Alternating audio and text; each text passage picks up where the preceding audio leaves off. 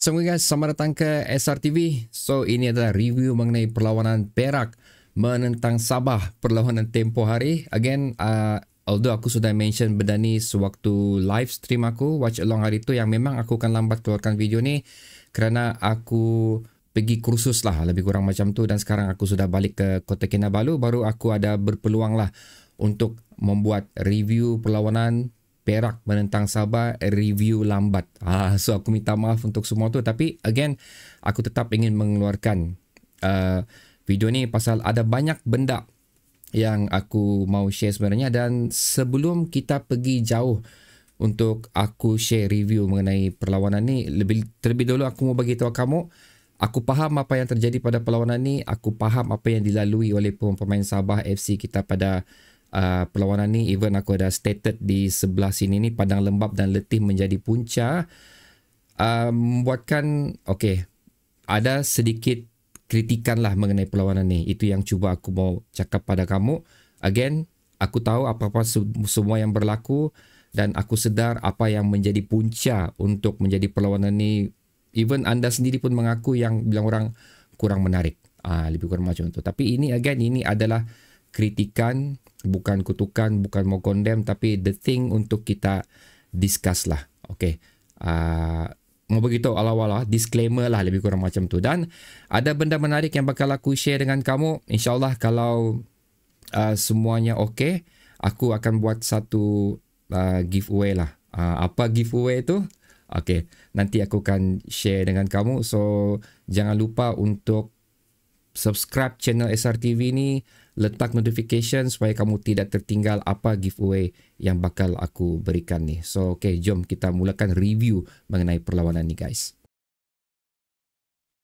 Guys, jadi kita mengharapkan satu perlawanan yang akan berakhir dengan bilang orang Sabah sambung mengamuk untuk perlawanan ni. So aku sendiri mengharapkan macam jumlah gol yang aku target untuk perlawanan ni adalah 3-0, tapi unfortunately apa yang jadi dalam perlawanan ni hanya 1 gol saja yang berjaya dilakukan oleh Sabah FC, dan orang yang bertanggungjawab memastikan 3 mata untuk Sabah FC dalam perlawanan ni tidak lain tidak bukan guys, pemain terbaik kita bagi season lepas, iaitu Pak Tesu General untuk Sabah FC. Kapten Sabah FC berjaya membuka kunci perlawanan tersebut pada minit ke-85.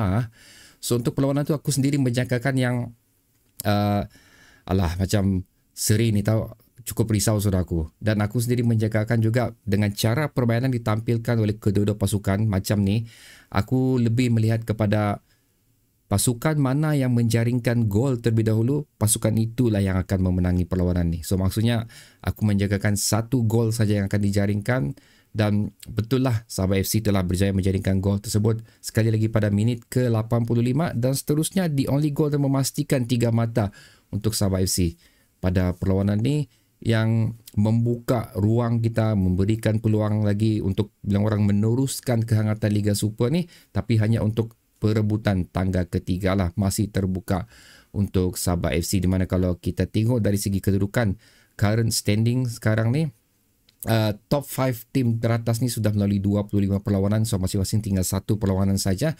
Seperti mana kita tahu, JDT Selangor sudah confirm 1 dan 2, tapi sekali lagi tangga 3 dan 4 ni masih terbuka untuk 2 pasukan saja, tu Kedah dan Sabah, di mana Kedah sekarang memiliki 53 poin, Sabah 51 poin.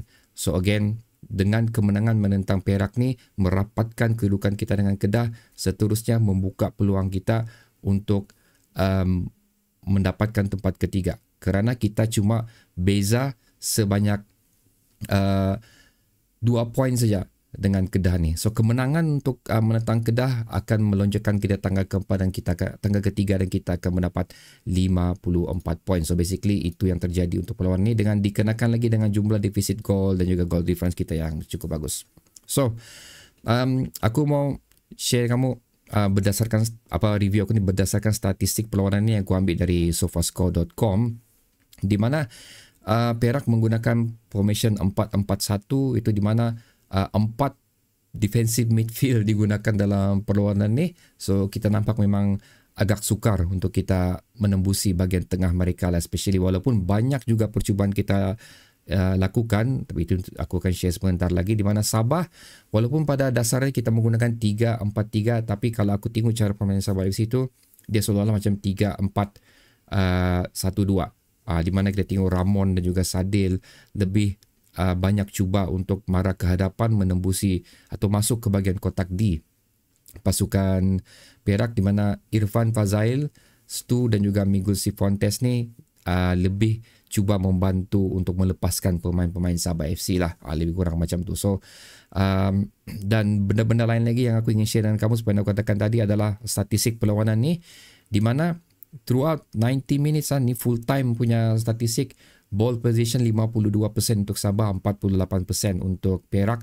So menunjukkan di sini seperti aku katakan tadi, perlawanan ni agak slow, di mana kedua-dua pasukan mampu untuk mengawal bola, masih mampu untuk serangan, tapi apa yang cantik sini adalah aku tengok Perak punya serangan lebih teratur berbanding Sabah FC. Kalau kita tengok apa yang dikatakan oleh komentator untuk perlawanan tu, mereka pun macam kecewa dengan apa yang ditampilkan oleh Sabah FC. Mereka cakap bukan ini cara permainan Sabah FC, bukan ini Sabah FC yang mereka nampak sebelum ni.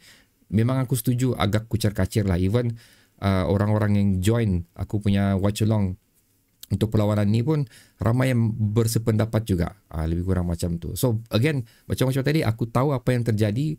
So dalam perlawanan tu bukan aku mengatakan, bukan aku kutuk, tapi kita tahu apa yang penyebab utama terjadinya masalah-masalah begini ni. Tapi walaupun again 52% tu sudah cukup untuk kita mengawal kita punya permainan dan juga mengekalkan kedudukan kita 1-0 dan seterusnya. Sebelum hadirnya gol ni menidakkan peluang-peluang yang dicipta oleh Perak pada perlawanan tersebut. So antara benda lain lagi adalah daripada 90 minit itu Sabah memiliki 18 total shot, manakala Perak 8. Daripada 18 tu on target adalah 6, Perak 2 saja. So bila orang agak berbahaya lah pada pasal kedua-dua pasukan memiliki peluang tau untuk perlawanan ni. So aku memang cukup risau pasal again sekiranya Perak lebih dahulu menjaringkan gol, aku rasa memang agak susah untuk kita mencari gol seterusnya pasal confirm mereka akan park the bus. Kerana kalau kita tengok formation 4-4-1 lebih kepada defensive midfield player untuk Perak ni pun nampak seolah-olah mereka, bukan seolah-olah, memang mereka lebih kepada park the bus dan memberikan counter attack untuk Sabah FC. So itulah guys, kepenatan adalah menjadi punca salah satu kenapa bukan cara permainan Sabah FC yang ditampilkan pada perlawanan ni. Kita faham diorang memang stay agak lama, tidak kembali ke KK maksud aku, kerana perlawanan away kita ni sudah start daripada menentang Kelantan, Terengganu, Hugang, lepas tu Perak. Empat perlawanan away yang aku pasti empat ni memang mereka tidak ada masa untuk kembali ke Sabah. So merupakan bila orang antara dugaan untuk pemain Sabah FC dan terbukti pada perlawanan ni. Tapi aku tak boleh nafikan juga, mungkin bukan pasal mereka penat, tapi mungkin ini adalah perancangan OKS, dia mau approach perlawanan ni dengan satu taktikal yang berbeza. Lebih kurang macam tu. So untuk rating pula guys, agak unik rating kali ni. So di mana out of 10 lah yang aku cuba share dengan kamu ni, dia rating pemain Sabah yang mempunyai nombor yang tinggi adalah pemain pertahanan kita. Dominic Tan 7.9, Pak Tesu 7.6, Gabriel Perez 8.4, Apek 7.4. Kalau bahagian hadapan, Sadil 8.0, Ramon 7.3, Stu 7.5. Yang lain semua di bawah 6. Even Miguel pun 6.6 saja. Pemain yang pada sebelum ni menunjukkan prestasi yang cukup bagus, memang kita puji, tapi tidak mampu menampilkan persamaan yang sama pada perlawanan ni. So menunjukkan betapa dominasi untuk Sabah FC sebenarnya lebih kepada pertahanan Sabah FC. Control ball, perancangan lebih kepada pertahanan Sabah FC. Di mana untuk Perak pula guys, rating tertinggi mereka adalah pada bahagian hadapan mereka, di mana Wanzek 72, yang lainnya 7.3, 7.0, 7.7, lebih kurang itulah. So kamu nampak situ Sabah rating tinggi di bahagian back, di mana rating tinggi di bahagian hadapan untuk Perak. Seperti yang aku katakan tadi, Sabah bertahan dengan cukup bagus pada perlawanan ini. Ini adalah best way of defending yang pernah aku nampak daripada Sabah FC di sepanjang perlawanan ini. Walaupun again kita membelasah pada perlawanan sebelum ni, tapi tidak berapa nampak mereka bertahan dengan cukup bagus. Tapi untuk perlawanan ni memang cantik cara mereka bertahan, suka aku tengok.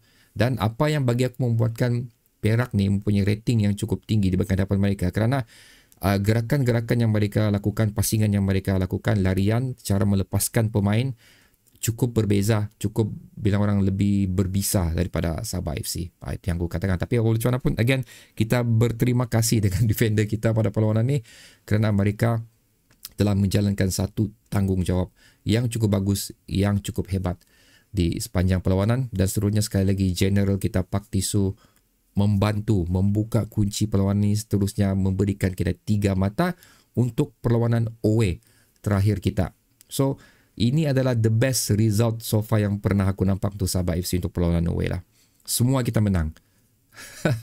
Pasal saingan liga sebelum ni, asal away saya memang risau, asal away saya macam lebih kepada kalah.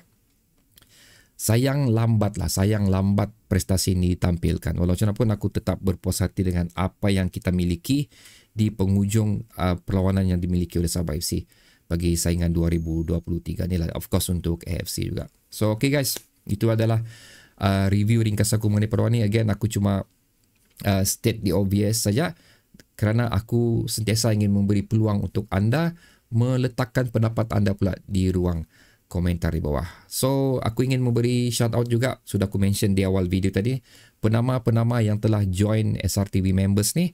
So, anda masih belum terlambat, sila pergi ke SRTV punya main page, ada button join, kamu tekan button join tu, ada banyak kelebihan yang bakal aku berikan kepada kamu, tapi apa yang nyata di situ adalah shout out untuk nama kamu di video-video yang akan datang. Kamu boleh memiliki emoji ataupun ikon yang ekstra daripada bukan members. So itu antara dia punya kelebihan lah. Dan insyaAllah bila sudah banyak members SRTV ni, aku akan release dulu untuk SRTV members untuk melihat video, baru aku release kepada public. So itu kelebihan yang bakal yang akan dan bakal anda miliki apabila anda menyertai SRTV members di Facebook ni guys. So okay, sekali lagi jangan lupa untuk meletakkan komen anda di ruang komentar di bawah, dan kita berjumpa lagi di video yang seterusnya guys. Assalamualaikum.